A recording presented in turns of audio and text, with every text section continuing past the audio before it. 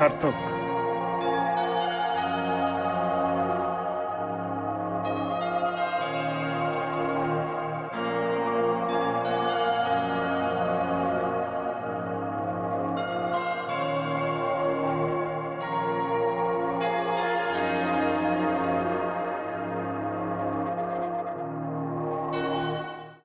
হ্যাঁ, আজ থেকেই আমাদের হাঁটি হাঁটি পা পা অর্থাৎ ট্রেকিংয়ের শুরু।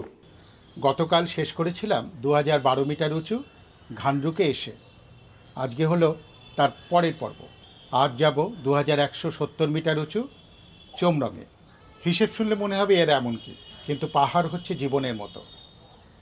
নানান রকমের ওঠাপড়া রয়েছে, পৌঁছবেন হয়তো সামান্যই, কিন্তু সেই ওঠাপড়াকে আপনাকে সামাল দিতে দিতে এগিয়ে যেতে হবে।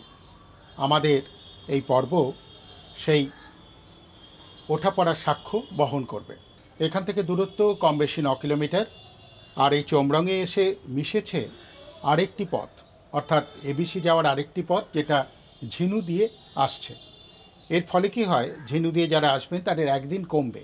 ঝিনুর কাছে যে নয়াপুল আছে, বাড়ি সুন্দর, দেখাবোক্ষণ পরে, সেই নয়াপুলের কাছ পর্যন্ত গাড়ি আসে, তারপর নয়াপুল পার হয়ে হাঁটা, পুরোটাই চড়াই। সুতরাং ওই ঘান্দ্রুকে না এসেই তারা একই দিনে চোমরঙে পৌঁছতে পারবেন। আমরা ফিরেছিলাম ওই ঝিনুর পথে। চলুন আজকের দিনটা একটা দারুণ ব্রেকফাস্ট দিয়ে শুরু করি।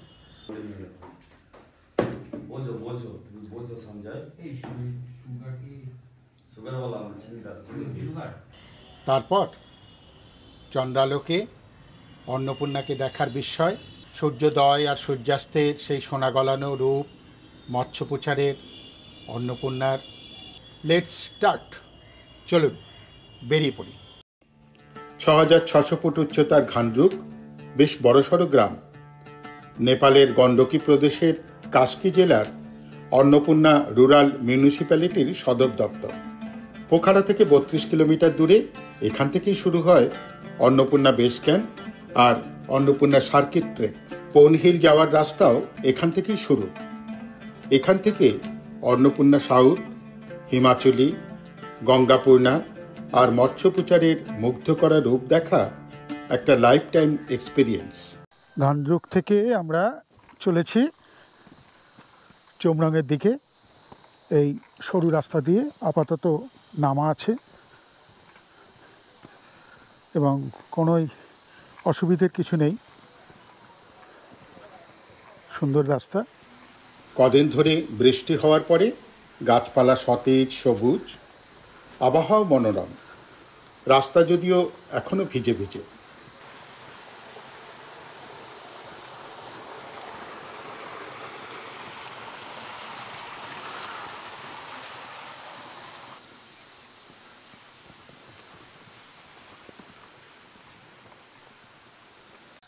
আপাতত এইরকম মেঘে আপাতত ঢেকে গেছে সব। আবার সামনে জয়ন্ত যাচ্ছে।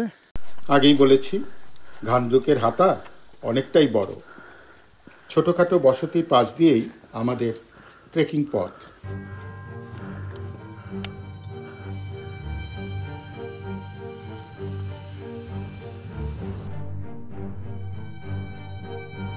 ঘান্দ্রুক রিসোর্ট অ্যান্ড স্পা বেশ দারুণ জায়গায়। আরে এখানে গাড়িও চলে আসে নাকি? ব্যাপারটা এক্সপ্লোর করতে হচ্ছে।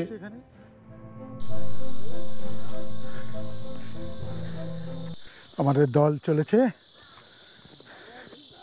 এখন। খুব সাধারণ নর্মাল রাস্তা, কোনো অসুবিধা নেই। প্রকৃতি উজাড় করা রূপ ঢেলে দিয়েছে আমাদের চোখের সামনে। রাস্তা দুর্গম নয় বলে বেশ রিল্যাক্স মুডে দেখতে দেখতে চলেছি। আরে দাবার বোর্ড থেকে ছুটি পেয়ে একটি কালো আর একটি সাদা ঘোড়া হালকা রোদে গা শুচ্ছে, নরম ঘাস দিয়ে পিকনিকও করছে।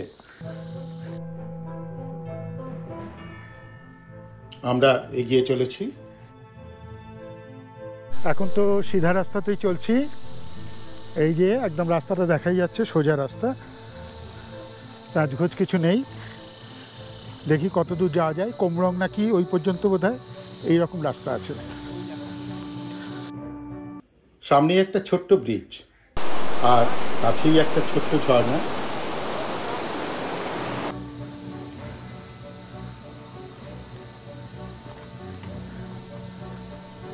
ব্রিজ পেরিয়ে চলছি।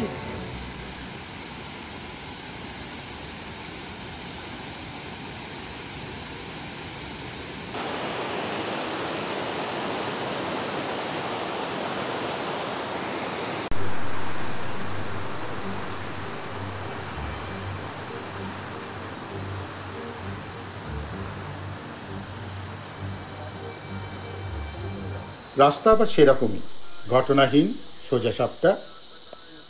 এইভাবে এগোতে এগোতে সিঁড়ির দেখা পেলাম। দেখে মনে হবে বুঝি এই বাড়িটিতে যাওয়ার সিঁড়ি, আসলে এটাই মূল পথ, আর পথের পাশে বাড়ি। এরপরে শুধু ওঠা, ওই যে ওই আমাদের পোর্টার জোর চলে যাচ্ছে। এতক্ষণ নিশ্চয়ই ভাবছিলেন এ আবার কেমন ট্রেক। তারা এবার আনন্দ পাবেন। এই পাহাড়টার একেবারে মাথায় উঠে আমাদের নামতে হবে ওপারে। রাস্তাও সাজানো রাজপথ নয়, ভালো জুতো না হলে পদে পদেই পদস্খলন ঘটতে পারে। সানরাইজ লজ অ্যান্ড রেস্টুরেন্ট, এখানে আমরা চা খাবো। মোটামুটি কতক্ষণ হাঁটলাম আমরা? কিরে, কতক্ষণ হাঁটলাম? 1.5 ঘন্টা। 1.5 ঘন্টা হেঁটেছি। 1.5 ঘন্টার পরে আমরা চা খাবো।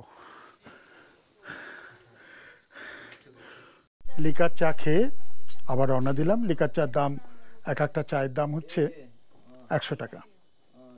4টে চা নিলাম 400 টাকা নেপালি। এইরকম বাড়িঘরের উঠোনের প্রান্ত দিয়েই রাস্তা কখনো উঠে গেছে, কখনো নেমে গেছে। মনে হচ্ছে পাহাড়টার একেবারে মস্তকে পৌঁছে গেছে। এরপর কি নামা, আবার ওঠা? দেখা যাক আগে কে হাল হয়।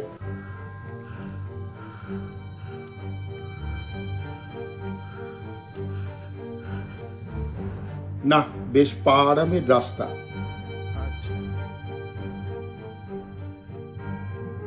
এখন যে জায়গাটা দিয়ে যাচ্ছি মনে হচ্ছে আবছা মেঘ আছে, কাছাকাছি বলে বোঝা যাচ্ছে না, বেশ স্যাঁতস্যাঁতে। ফলে ফার্ন, মস এইসব জাতীয় গাছ খুব রয়েছে। বড় গাছ তো এদিকে আছেই, এই যে দেখলেই বুঝতে পারবেন। মাঝে মাঝে মরুদ্যানের মতো রাস্তার পাশেই হঠাৎ দেখতে পাচ্ছি এক একটা ঘর বা একগুচ্ছ হোমস্টে। মনে হচ্ছে বসে যাই এক কাপ লিকার চা নিয়ে, কিন্তু সময় বড় বালাই। এই যে রাস্তা ওই ওপরে উঠে গেছে।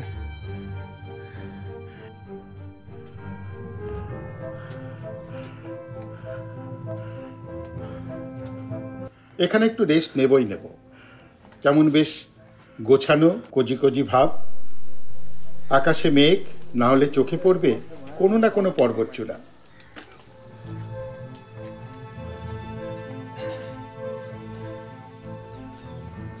এখান থেকে এবার উতরাই শুরু, আর সে কি নামা, যেন পাতাল প্রবেশ। এইবার পুরো নিচে দেখা যাচ্ছে জঙ্গলের ভেতর দিয়ে। এই যে জঙ্গলের ভেতর দিয়ে নামা, নামা মানে আবার ওঠা, অনেকটাই উঠতে হবে। জায়গায় এরকম সাইন দেওয়া আছে।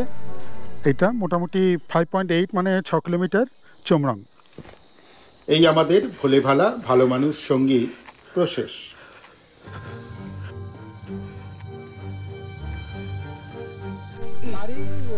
গল্প করতে করতে মনোরম জঙ্গলের পথ ধরে হাঁটা, আর কি চাই?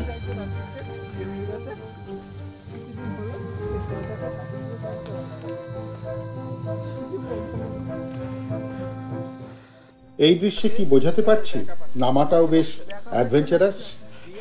আবার সেই কথা বলতে হয়, জুতো, ভালো গ্রিপের জুতো চাই চাই এই পথে।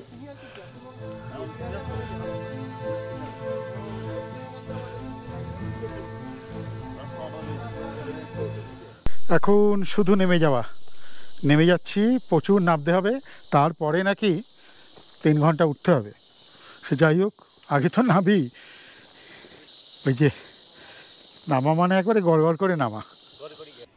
এবার কথা নয়, শুধু অনুভব।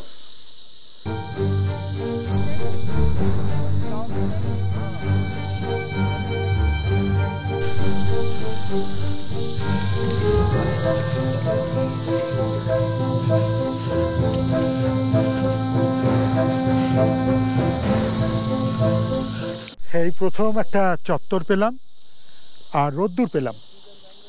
এতক্ষণ জঙ্গলের মধ্যে দিয়ে আসছিলাম তো ওখানে রোদ্দুর পৌঁছচ্ছিল না, স্যাঁতস্যাঁতে জায়গা, আর এইখানে এই যে রোদ্দুরটা রয়েছে।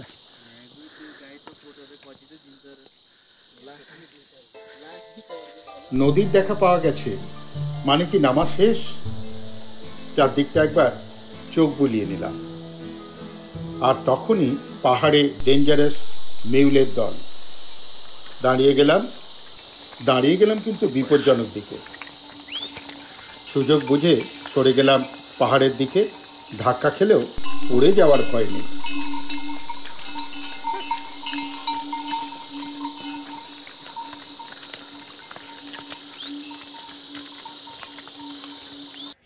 সেই বড় নদীটি নয়, ছোট্ট ঝোড়া, ছোট্ট সাঁকো পার হয়ে পৌঁছলাম নদীর ধারে এক হোমস্টে। সেখানে ট্রাউট মাছের চাষ হয়। বিড়াল নিয়ে আদি ছবি তুলেছিলাম, কিন্তু কোথায় যে গেল। বিড়াল নিয়ে আদি খেতে হচ্ছে। আমরা কেবল নামছি। কার জন্য? কার সঙ্গে দেখা করার জন্য? এই নদীটার সঙ্গে দেখা করার জন্য। নদীর নাম কোমরম, গ্রামের নামও তাই। এই রাস্তাটা কনফিউজড হওয়ার সম্ভাবনা আছে, কিন্তু নামবে না, নদীর কাছাকাছি যাওয়া চলবে না, যেতে হবে এই রাস্তা ধরেই, একেবারে রাস্তা ধরেই, এই রাস্তা ধরেই যেতে হবে।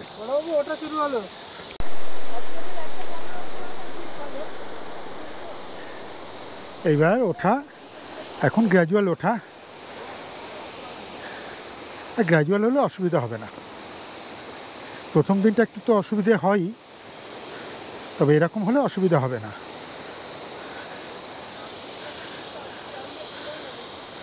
চোমরং পর্যন্ত এখনও প্রায় আমাদের 5 কিলোমিটার মতো যেতে হবে। ঘন্টা 3 লাগবে, একটু বেশিও লাগতে পারে। আর একটা সেতু, ওপারে যেতে হবে তো।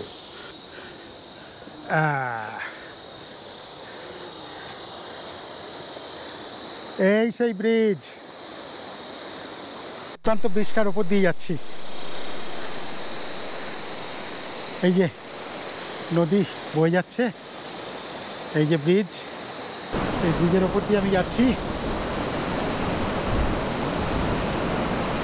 লম্বা ব্রিজ, তলায় নদী, কাঠের ব্রিজ, তারের জাল দিয়ে দুপাশে বাউন্ডারি করা আছে। আমি প্রায় মাঝ বরাবর। এই যে আমার পেছনে নদী, আর এই দিকে এই যে এদিক থেকে বয়ে আসছে নদীটা। এপার থেকে ব্রিজটা কেমন লাগে দেখুন, কেমন প্রকৃতির সাথে মিলে গেছে।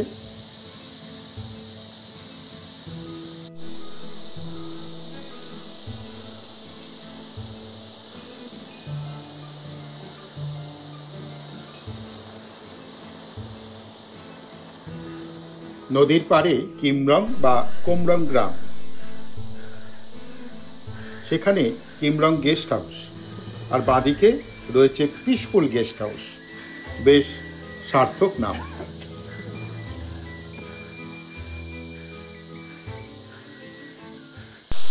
এই যে এই রাস্তা চলে গেছে চোমরংয়ের দিকে।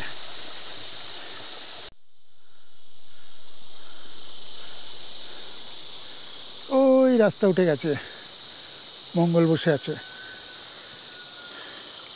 রাস্তাটা একবার দেখে নিন, ওই সোজা উঠে গেছে।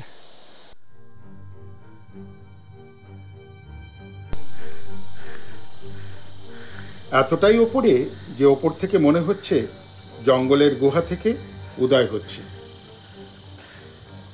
চরম ওঠা, চরম। যেমন নেমেছিলাম ওদিকে তেমন নামলাম, উঠলাম। সাংঘাতিক, এখনো অনেক ওঠা বাকি। বেরিয়ে যখন পড়েছি ভাই, থামলে তো আর চলবে না। হিমালয়ের বরফ যেন ঘামবে তবু গলবে না। এর পরের লাইনগুলো আপনি বলতে থাকুন আর আমরা এগোতে থাকি।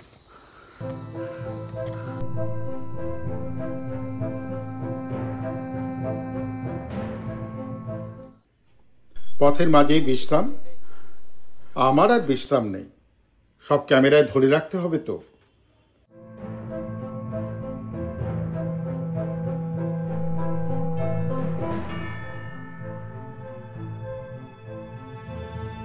বোর্ড বলছে অলরেডি 6.2 কিলোমিটার চলে এসেছি, যেতে হবে আরও প্রায় 3 কিলোমিটার। তার মানে টোটাল ডিস্টেন্স 9 কিলোমিটার, রাইট? চলো পানসে চমরাম।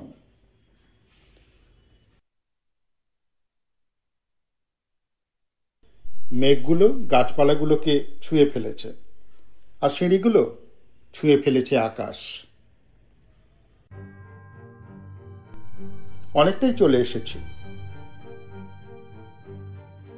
একটা স্কুলের পাশ দিয়ে সরু রাস্তা চলে গেছে, ওটাই এখন আমাদের যাওয়ার পথ। কিছুটা যাওয়ার পর চোখে পড়ল বেশ কিছু ঘর বাড়ি। ওই কি চোমরাং? চোমরাঙে পৌঁছে গেলাম। এখন কটা বাজে? 5:30। ওপরের একটা হোমস্টে ছেড়েই আমরা এখানে থেকে গেলাম। নিচে অনেকটা পর্যন্ত জুড়ে চোমরাং। একটু বেশি মানে কি বলবো, আড্ডা মেরেছি, ফলে একটু দেরিও হয়েছে আসতে আমাদের। মানে যখনই কোনো হোমস্টে মতো পেয়েছি, চা খেয়েছি, তাদের সঙ্গে গল্প করেছি, আড্ডা মেরেছি, এইসব করেছি, ফলে আমাদের অন্যান্যদের তুলনায় কিছুটা দেরি হয়েছে।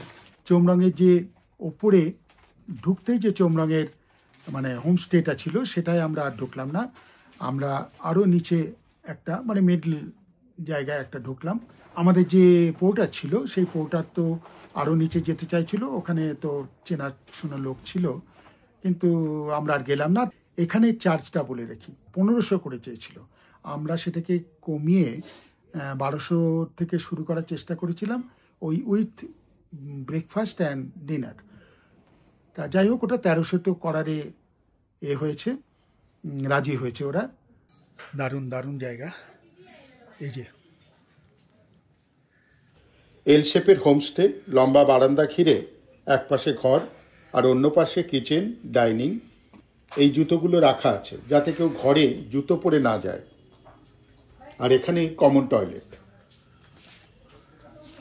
বিশাল বড় কিচেন। মঙ্গল কোথায়? মঙ্গল, ও মঙ্গল ওই চার্জ ডাইনিং আচ্ছা।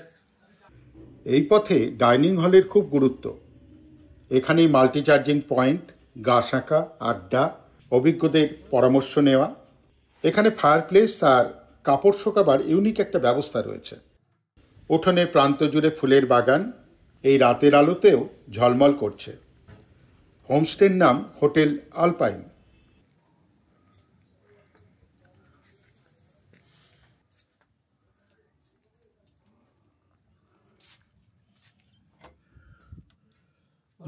জয়ন্ত, তোর আছে কি বলে, ভিজে কিছু আছে, আমাকে দে তো।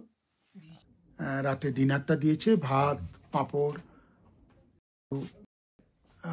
মূলো চাটনি, আদার চাটনি, আর কি বলে ডাল, অমলেট, এই আর কি। ডিনার সেরে বিছানায় শুয়ে ডায়েরি লিখবো কি লিখবো না ভাবছি, জয়ন্ত এসে হাঁক দিল, শিগগির বাইরে আসুন।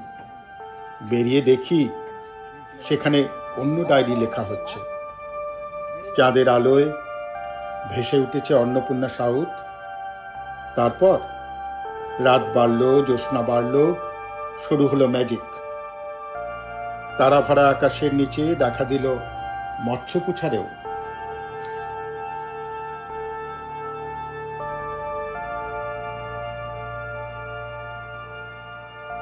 পরের দিন সকালে ধুন্ধুমার। পর্বতে আগুন লেগে গেছে। লাগিয়েছে কে? সূর্যদেব।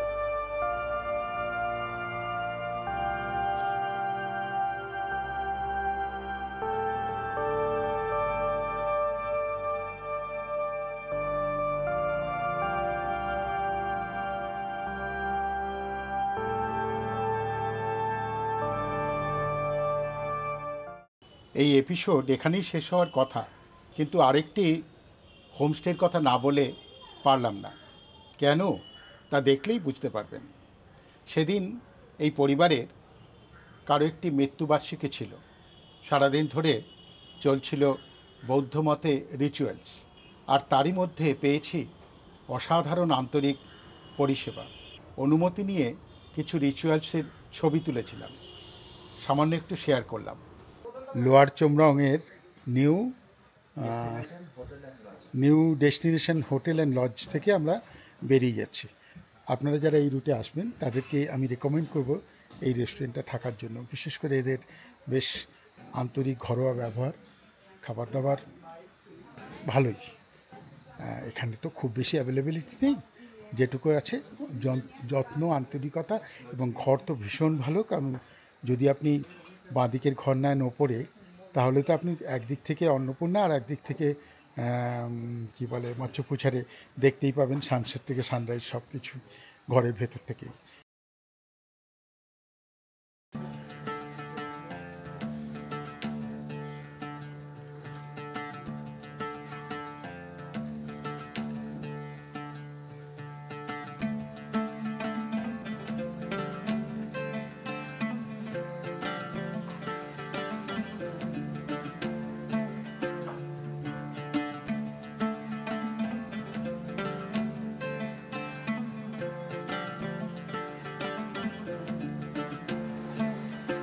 ও যে মৎস্যকুচারে, এই আমাদের ঘর।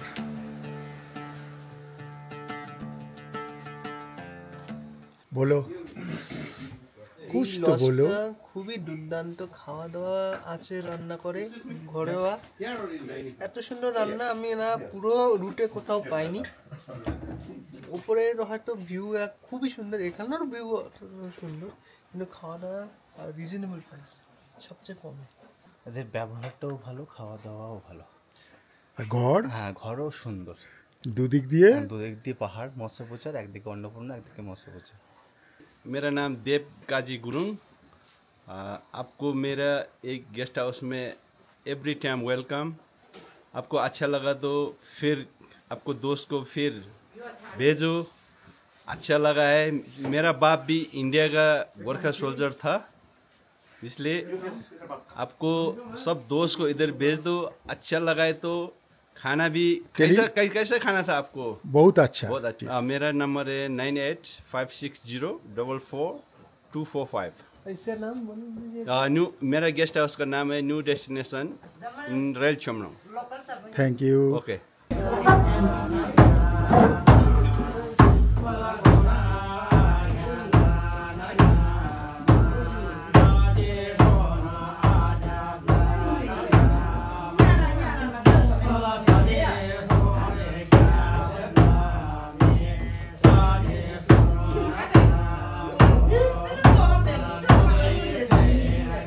যেটা বলার পরের পর্বগুলো কিন্তু মিস করবেন না। তার জন্য যারা সাবস্ক্রাইব করেননি তারা সাবস্ক্রাইবটা করে রাখবেন, আর যারা দেখছেন ভালো লাগছে তারা লাইক আর শেয়ারটাও করে রাখবেন যদি অন্য কারোর দরকার লাগে। আর শেয়ার লাইক করলে কি হয়, ইউটিউবে বেশি করে ওটা আসে, অনেকে দেখতে পায়, এই আর কি। তাহলে আজকে প্রথম এপিসোড এখানেই শেষ করলাম। ধন্যবাদ।